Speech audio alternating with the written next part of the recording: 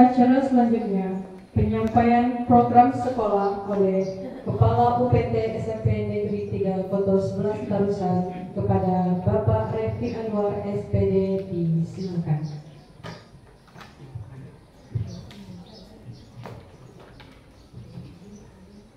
Bismillahirrahmanirrahim.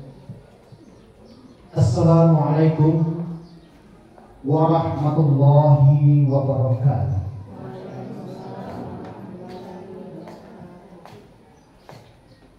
Alhamdulillah rabbil alamin. Assalatu wassalamu ala asrafil anbiya'i wal mursalin wa ala alihi washabihi rasulillahi ajma'in. Asyhadu an la ilaha illallah wahdahu la syarika lah. Wa asyhadu anna Muhammadan abduhu wa rasuluhu la nabiyya ba'da amma ba'd. Yang kami hormati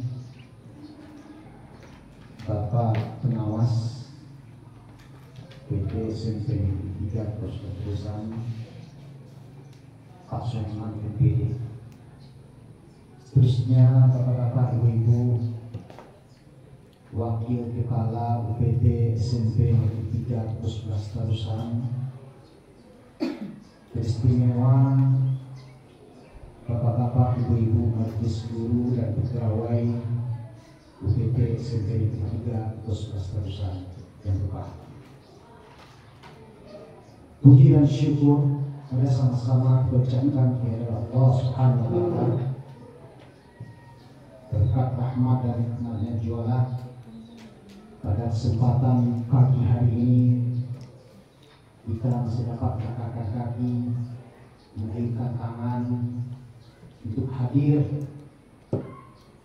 di ruangan ini dalam rangka pelaksanaan observasi penilaian kinerja kepala UPT SMP Negeri 3 11 Tarusan. Kemudian salawat dan salam mari kita sampaikan kepada tokoh revolusi Islam sedunia, yakni Nabi besar kita Muhammad sallallahu alaihi wasallam. Allahumma shalli ala Muhammad wa ala Muhammad, yang telah berhasil membawa umat manusia dari alam kejahilan kepada alam yang penuh dengan keislaman, ilmu pengetahuan dan teknologi yang kita rasakan saat sekarang. Bapak dan Ibu yang kami hormati, hadirin yang berbahagia, izinkanlah saya mempresentasikan praktek kinerja kepala sekolah, yaitu tentang visi dan misi sekolah UPT SMP Negeri 3 11 Tarusan. Maksud dan tujuan penyampaian visi dan misi sekolah ini adalah dalam rangka pelaksanaan observasi pengelolaan kinerja kepala sekolah oleh pengawas. Sebenarnya ini adalah oleh kepala dinas yang diberikan tanggung jawab pendelegasiannya kepada pengawas sekolah, sebagai upaya mempresentasikan visi dan misi sekolah yang berpusat pada peningkatan kualitas pembelajaran serta mutu satuan pendidikan. Jadi tujuan penyampaian visi dan misi ini adalah untuk peningkatan kualitas pembelajaran sekolah. Apa-apa saja arahnya nanti itu akan kita presentasi. Bapak dan Ibu, sebelum masuk kepada penjelasan tentang visi dan misi, sekarang barangkali tentang visi dan misi ini telah sering kita dengar. Karena sering kita dengar, tentu tidak asing lagi bagi kita. Sekarang kita tanya, kira-kira menurut pendapat Bapak atau Ibu, apa kira-kira visi? Dan bisa untuk menjawab. Bu Devi, kira-kira visi itu apa, Bu?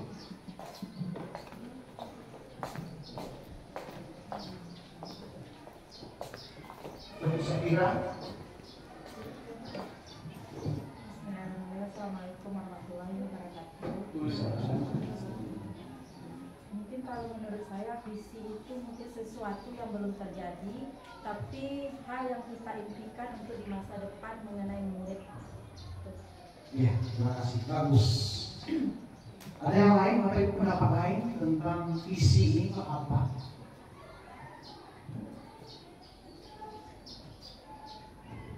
Jadi yang disampaikan Bu Sepira itu bagus, di mana visi itu merupakan cita-cita atau harapan kita bersama. Kalau di sekolah, visi sekolah itu harapan. Apa yang kita cita-citakan di sekolah kita ini? Akan kita bawa ke mana sekolah kita ini? Itu ada cita-cita kita, ada harapan atau gambaran umum ke depan, gambaran umum masa depan yang ingin kita capaikan atau kita wujudkan oleh seluruh warga sekolah. Berangkat pemikiran kita masing-masing itu barangkali ada apa? Bagaimana kalau sekolah kita ini seperti ini? Bagaimana lingkungannya selalu indah rapi? Bagaimana anak-anak kita itu berprestasi? Bagaimana pembelajaran kita itu dilakukan dengan lancar, dengan menyenangkan dan sebagainya? Itu adalah visi. Kemudian ada lagi istilah misi. Kalau ada misi, itu ada misi. Kalau menurut Bu Neni, kira-kira misi apa? Assalamualaikum warahmatullahi wabarakatuh. Menurut saya, misi itu adalah tahapan-tahapan yang dilalui untuk mencapai visi yang kita rencanakan. Bagus. Terima kasih, Bu. Berikan aplaus untuk Bu Neni. Ada yang lain? Jadi misi itu merupakan tahapan atau langkah strategis dalam rangka apa? Untuk mencapai visi. Jadi langkah-langkah strategis dan praktis yang akan dilakukan untuk mencapaikan visi atau cita-cita yang kita harapkan. Kemudian visi dan misi sekolah ini merupakan suatu komponen penting untuk memandu arah dan tujuan sebuah lembaga pendidikan. Dalam hal ini kita adalah UPT SMP Negeri 3 Kota 11 Tarusan. Lalu ada pertanyaan pemantik yang akan kita tanyakan kepada Bapak. Beberapa pertanyaan pemantik ini semua kita ikut pendapat supaya nanti kita tahu, oh berarti mempenting visi dan misi. Menurut Bapak Ibu, apa yang akan terjadi jika sekolah kita atau sekolah secara umum itu tidak memiliki visi yang jelas? Setelah Bu Lena,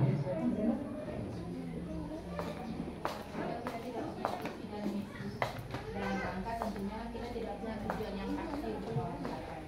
Tujuannya tidak jelas, tentunya langkah-langkah yang kita ambil tentunya juga tidak jelas. Sehingga akhirnya apa yang kita inginkan tidak tercapai. terima kasih. Bagaimana kalau Tommy berpemikiran bagaimana tuh tentang kalau ada visi yang jelas sekolah kita ini? Kalau visinya sudah jelas, maka sekolahnya akan kacau. Ya. Kemudian ada lain uji. Ada yang disampaikan terhadap pertanyaan pemantik yang ada dari hari ini. Apa yang akan terjadi jika sekolah tidak memiliki visi yang jelas? Jika kita tidak memiliki visi yang jelas, maka jika kita juga tidak memiliki misi yang jelas, sehingga kita juga tidak dapat menciptakan atau melihat tujuan yang jelas untuk murid-murid kita. Ya, silakan. Kalau visi dan misinya tidak jelas, kita akan dapat mendapatkan mutu dan kualitas yang sangat bagus yang kita harapkan. Di tujuan yang kita harapkan tidak akan. Ya. Terima kasih. Ternyata visi misi sekolah itu penting. Maka kenapa?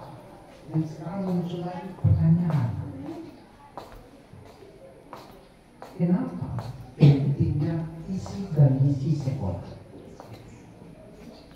Jadi visi dan misi sekolah itu penting. Yang pertama adalah untuk mengarahkan.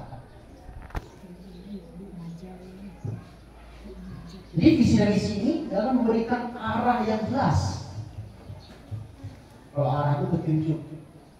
Kalau tidak ada arah, kalau misalnya bahwa menjelajah, tidak ada petunjuk tanda jejak ini pramuka ya, maka kita akan tersesat. Ibu bisa di hutan belantara, akan tersesat, tidak sampai pada tujuan yang diharapkan. Maka memberikan arah yang jelas bagi seluruh warga sekolah dan menjadi tujuan yang akan dicita-citakan. Kemudian yang kedua, itu akan mendorong perbaikan berkelanjutan. Setiap kita senakan pasti ada kelemahan-kelemahan. Maka dari kelemahan-kelemahan itu menjadi dasar untuk melakukan evaluasi. Dari kelemahan-kelemahan itu dasar bagi kita untuk melakukan perbaikan secara terus-menerus. Sejak ada lemah, akan kita evaluasi. Oh, berarti ini tidak pas. Walaupun secara ideal dilakukan oleh para pakar seperti ini, ternyata diperhatikan tidak pas. Karena situasinya berbeda. Situasi di sekolah mana saja pasti berbeda. Apakah itu karena kondisi lingkungan dan lain sebagainya. Yang kedua, mendorong perbaikan berkelanjutan. Kemudian yang ketiga adalah untuk meningkatkan. Ada peningkatan. Jadi dengan visi dan misi yang inspiratif warga sekolah akan termotivasi untuk mengembangkan dan meningkatkan kompetensinya dalam mewujudkan visi. Dan yang keempat adalah membangun identitas. Visi dan misi yang kuat itu akan menciptakan citra dan sekolah yang keras dan dikenali publik. Sekarang sekolah kita ini apa identitasnya, Bapak? Kalau kemarin waktu awal saya datang ke sekolah kita ini, itu ada program unggulan kita, yaitu ada kelas taktis. Di tahun kedua, kalau kelas taktis itu saja, itu ada perbaikan, ada prestasi. Kalau kelas taktis itu adalah bagi siswa-siswa yang telah bisa baca tulis Al-Quran, lalu dikomunikasi dengan hafal. Tapi tasdif ini di tahun keduanya sekarang adalah seluruh kelas ada kelas tasdif. Ternyata setelah kita evaluasi, Kalau kafi saja, dengan kelas lain Pak seperti itu. Ada tasik. Di tasik itu ada yang siswa yang tidak bisa baca Al-Quran, guru saya sudah tahu. Maka ada pula. Maka dengan adanya ini itu muncul identitas sekolah itu apa? Kemudian di sisi lain, di samping itu juga identitas terkait dengan sekolah kita olahraga jurusan seperti sepak bola. Kalau dia bola anak-anak bagus, karena bola itu pertama tidak pernah datang sekolah adur bola kaki tipu seluruhnya. Jadi dengan trik itu, memang kita bisa menjadikan dari identitas seperti itu siswa kita berapa? Memang dapat kita sampaikan. Baik, lanjut kepada komponen visi dan misi sekolah. Yang pertama adalah tujuan strategis.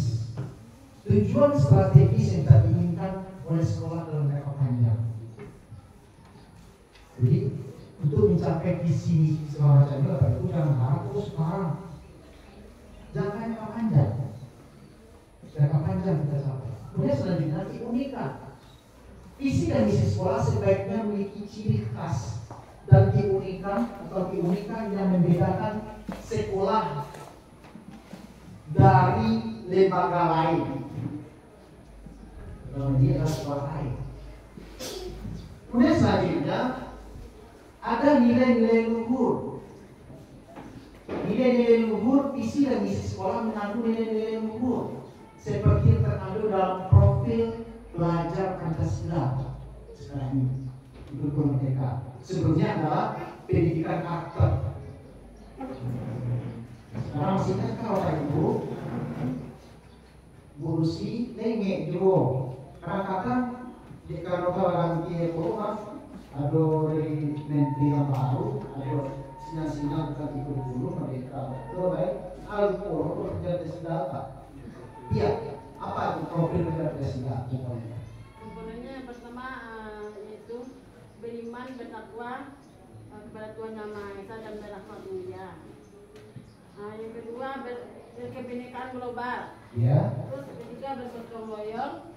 Selanjutnya bernalar kritis dan mandiri serta kreatif. Terima kasih. Jadi Bu Rita Rena,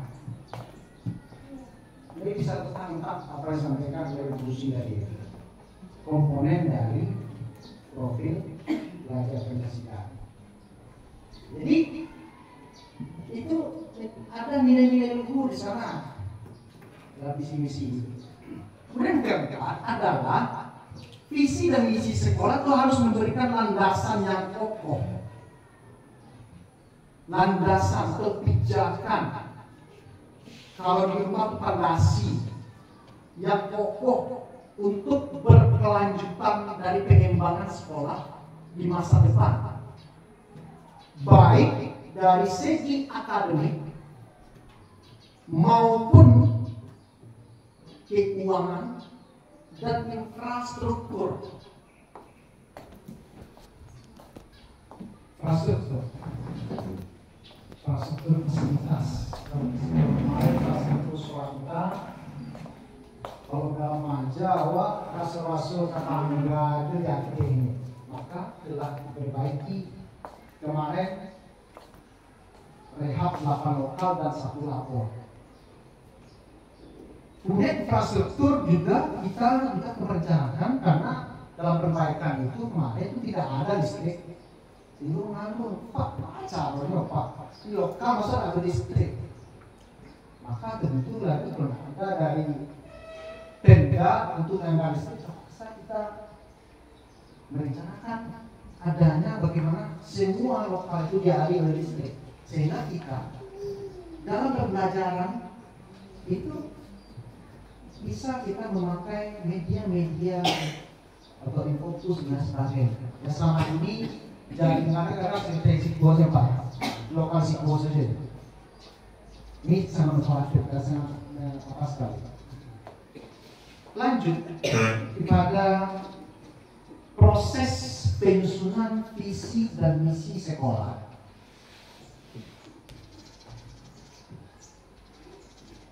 Jadi proses penyusunan visi dan misi sekolah itu ada 3. Yang pertama itu analisis, yaitu mengidentifikasi apa kebutuhan. Kemudian kondisi yang ada dan tantangan ke depan. Itu yang pertama. Yang kedua, merumuskan cita. Merumuskan cita menjadikan visi jangka panjang yang ingin dicapai. Dan yang ketiga, menyusun langkah strategis. Jadi berdasarkan visi yang jelas, sekolah itu menyusun misi atau langkah strategis yang akan dilakukan untuk mewujudkan visi tadi. Sekarang katanya, kan Bapak Ibu kan udah ada yang lama. Apakah visi sekolah kita yang ada ini pernah kita lakukan langkah seperti ini? Yang lama di sini, Ibu dengar yang lama nampak seperti.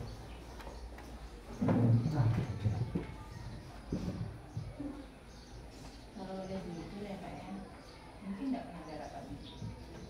Enggak. Misalnya kalau kami boleh jujur, nggak pernah ada rapat komunikasi. Makasih. Itu yang kita harap. Jadi dengan adanya presentasi tentang visi dan misi kita ini Bapak Ibu, itu akan kita tinjau ulang. Apakah visi dan misi kita ini yang telah ada ini itu akan masih cocok dengan kondisi kekinian, sehingga dalam visi dan misi itu ada semacam revisi dan lain sesuaikan yang situasi dan kondisi yang ada pada waktu itu dan proyeksi masa yang akan datang. Bapak dan Ibu, sekarang kita lihat yang sering yang ada terpampang di depan, yaitu visi sekolah kita. Apa itu visi SMP Negeri 3 atau saudara-saudara yang harus kita ketahui? Cerdas. Keinginan kita harus cerdas, terampil, kemudian berbudaya lingkungan.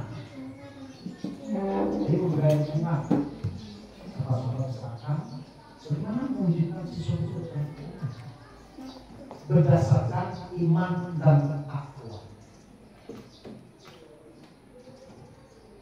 Ya, terus ini kopi banyak istilah yang sampai kursi tadi kursi. Yang mana? Iman dan akhlak ya Bapak ya. Berarti kalau nggak ada maksud di sana berarti tidak sesuai dengan kaidah-kaidah dan yang telah kita sampaikan sebelumnya. Nanti Bapak Ibu, lalu dari visi sekolah kita yang kita sampaikan tadi itu ada 10 misi. Jadi ini apakah masih bisa kita pakai dan apa perlu nanti perbaikan kita. Yang pertama, meningkatkan latihan praktek ibadah dan pembinaan akhlak mulia. Praktek ibadah. Kalau sekarang kita melakukan sholat zuhur berjamaah secara bergantian berkelas. Kalau Bapak yang akan datang duhanya berkali-kali. duha itu isi. Ya, kalau ada 7 itu langsung duha. Tidak perlu semua. Dan tidak harus dalam proses PJN duha. Tapi bagaimana kita mendorong anak-anak kita dan juga kita sendiri. Ikut dan anak-anak berusaha duha, pernah saya rasa duha. Kemudian lanjut meningkatkan dan mengembangkan isi kurikulum. Isi kurikulum selalu kita kembangkan. Misalnya di tahun pertama kurikulum merdeka kita memiliki modul aja seperti ini. Apakah yang kita ambil dari sekolah lain boleh kita apa sedikit? Untuk yang akan duduk selanjutnya, apakah kita masih itu saja? Itu kita kembangkan. Kita sesuaikan, kita evaluasi. Ini kalau dulu kita lakukan pembelajaran di kelas, ternyata tidak cocok. Kita bisa tingkatkan pengembangan. Kemudian ketiga, meningkatkan pengembangan tenaga pendidik dan kependidikan. Pengembangannya ini kalau kita lihat untuk kemarin Pak,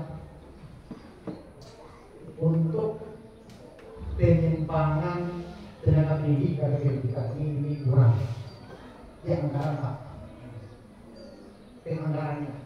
Jadi ini fokus bagaimana kita tingkatkan pengembangan tenaga pendidik melalui apakah itu pelatihan, apakah itu kegiatan-kegiatan yang ada di komunitas belajar kita dan sebagainya. Yang keempat, meningkatkan standar kelulusan. Menurut rencana, pada 2026 besok itu sudah mulai melakukan namanya ujian nasional dan diganti dengan tes kompetensi akademik. Ya. Tes kompetensi akademik. Tapi nasional kita perlukan ujian nasional. Sekarang tes kompetensi akademik. Maka bagaimana standar lulusan kita itu meningkat? Biasanya kita melakukan tambahan belajar sore. Tapi efektifnya sekarang jam ke 0. Kalau belajar sore itu kadang-kadang pemikiran anak-anak udah apa, walaupun dalam kasih praktis. Tapi jam ke 0 itu belum apa-apa, semacam kita berikan semacam tambahan, itu akan lebih efektif. Kita coba. Kemudian selanjutnya, meningkatkan standar proses pembelajaran. Standar proses pembelajaran. Proses pembelajaran itu kita kemarin memang agak menurun ya, bisa proses pembelajaran. Ini kita minta kepada Bapak Ibu untuk menggali, untuk membaca, melihat media-media atau YouTube dan sebagainya bagaimana supaya kelemahan-kelemahan yang kita miliki dapat kita tingkatkan demi kewujudan pembelajaran yang efektif bagi siswa. Selanjutnya Bapak Ibu, meningkatkan dan mengembangkan fasilitas pendidikan. Fasilitas pendidikan ini kita coba rehat dan sebagainya. Selanjutnya Bapak Ibu, meningkatkan prestasi akademik. Kemudian meningkatkan pengembangan kegiatan ekstrakurikuler dan meningkatkan mutu kelembagaan dan perizinan efektif, meningkatkan lingkungan yang asli, nyaman dan kondusif. Jadi ini 10 misi ini itu telah ada yang telah kita lakukan dan ada yang belum kita lakukan. Jadi implementasi misi untuk mencapai misi ini, misalnya setiap hari kita menyambut siswa, kemudian ada sholat zuhur, kemudian tahfiz, kemudian lanjut pengembangan kegiatan ekstrakurikuler. pramuka, kemudian ASN, kemudian ada pramuka pembinaan dan OSIS dan sebagainya. Kemudian diharapkan pembelajaran yang aktif, inovatif, kreatif, efektif dan menyenangkan. Jadi semuanya ini kita berharap ke depan